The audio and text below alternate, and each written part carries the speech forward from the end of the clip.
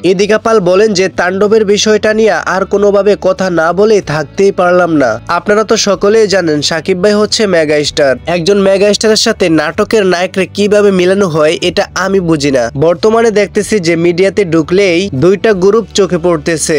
একটি হচ্ছে যে সাকিবিয়ান ভক্তরা আন্দোলন করতেছে যে আমাদের বস সাকিব খানের তাণ্ডব সিনেমায় আফরান নিশুকে আমরা বয়কট করলাম। তাণ্ডব সিনেমার কোনো অংশেই 1 সেকেন্ডের জন্য আমরা আফরান নিশুকে দেখতে চাই না। এবং দ্বিতীয় দলটি হচ্ছে আফরান নিশুর কিছু ভক্তবৃন্দ।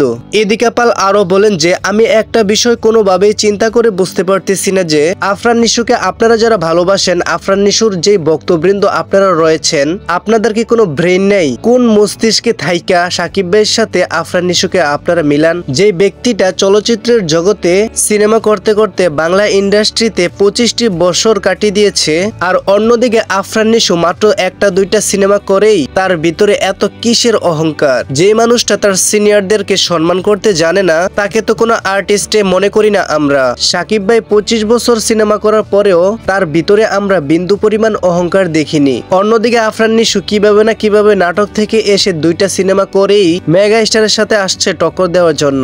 আসলে বিষয়টা খুবই দুঃখজনক। এখন আমি বর্তমানে যেটা দেখতেছি যে সাকিবিয়ান ভক্তরা যেভাবে ক্ষিপ্ত হয়ে গিয়েছে আফরান নিশুর ওপরে, আমি মনে করি যে সাকিব ভাইয়ের কাছে ক্ষমা চেয়ে নেওয়াটাই সবচাইতে বেটার হবে আফরান নিশুর জন্য। আর আমি সাকিবিয়ান ভক্তদের উদ্দেশ্যে একটা কথা বলতে চাই যে তোমাদের এত হাইপার হওয়ার কোনো কিছুই নেই, কারণ মেগা স্টার সাকিব খানের সাথে আফরান নিশুকে মেলানো হয়েছে, এটা তোমরা কোনোভাবে মানতে পারতেছো না। আচ্ছা সবকিছু বাদ দাও, তোমরা কি এই জিনিসটা বুঝতে পারতেছো না সাকিব খানের তাণ্ডব সিনেমায় সুদ দেওয়ার জন্য পাগল হয়ে গিয়েছে আফরান নিশু? তাহলে তোমরাই চিন্তা করো এখানে আফরান নিশুর মান সম্মানটা আর কোথায় গিয়ে দাঁড়ালো। তুমি যে এই ভিডিওটি দেখতেছো অবশ্যই কমেন্ট করে জানিয়ে দিবা তুমি কি সাকিব খানের ভক্ত নাকি আফরান নিশুর ভক্ত।